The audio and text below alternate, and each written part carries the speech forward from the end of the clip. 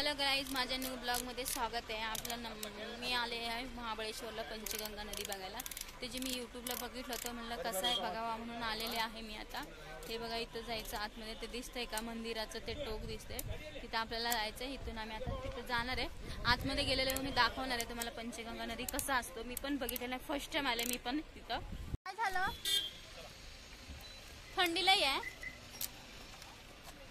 काय महाबळेश्वर मंदिर आहे. हां, पंचगंगा नदी तिकडं कुठं? अच्छा, वरती आहे का? पण आता आतमध्ये चाललोय शंकराच्या मंदिरात. शंकराच्या मंदिरात गर्दी आहे वाटतं भरपूर होतं. आता एवढी मोठी लाईन आहे, एवढ्या मोठ्या लाईनीत थांबायचं का आता? देवा इकडे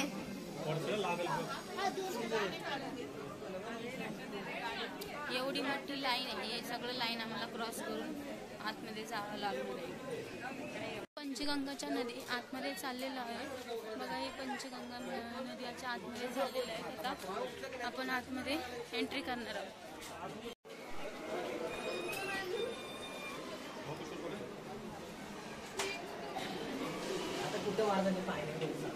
हे बघा, पंचगंगा नदी आली आपली, ज्यासाठी मी आली बघायला. हे असं आहे, इकडं पाणी नाही वाटतं, तिकडे पाणी वाहतही वाटतं, तिथं पाणी वाहतही वाटतं.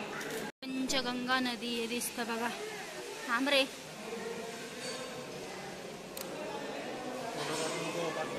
बघा पंचगंगा दिसते नदी, हे त्याच्यातनं पाणी वाहतंय. आता आपण जाऊया, तिथे लाईन लागले त्याला पण हळूहळू एक एक एक नंबर येणार. त्याच्यानंतर आम्हाला तिथे प्रवेश आहे बघा. दिसू शकता का? छान दिसते ती बाईक तर आंघोळ करते हातमध्ये. थोडीशी मी शॉपिंग केली. माझी खूप दिवसापासून इच्छा होती की मी बॅग घ्यावा, जे की आज पूर्ण झाले. किती वर्षांनी मला काढून दिल्यात हे बॅग माझ्या मिस्टरांनी. 600 रुपये म्हणजे आमच्यासाठी खूप नॉर्मल, म्हणजे खूप मोठी गोष्ट असते ना, त्यामुळे मला हे फक्त काढून दिले आता. हा मग काय बोला, घ्या गॉगल घ्या.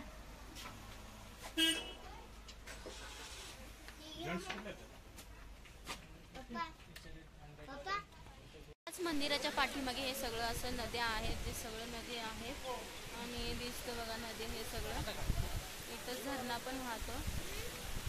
याच्या पाठीमागे हे समोर असं हे दुसरं मंदिर आहे, कृष्णा मंदिर आहे. हे सगळं किती सुंदर आहे, व्ह्यू मस्त आहे. हे व्ह्यू छान आहे, थंड हवा, वातावरण वगैरे मस्त आहे. कृष्णा नदी आहे बघा, सेम तसंच तिथं पाणी वाहतं, इथं पण तसंच वाहतं पाणी.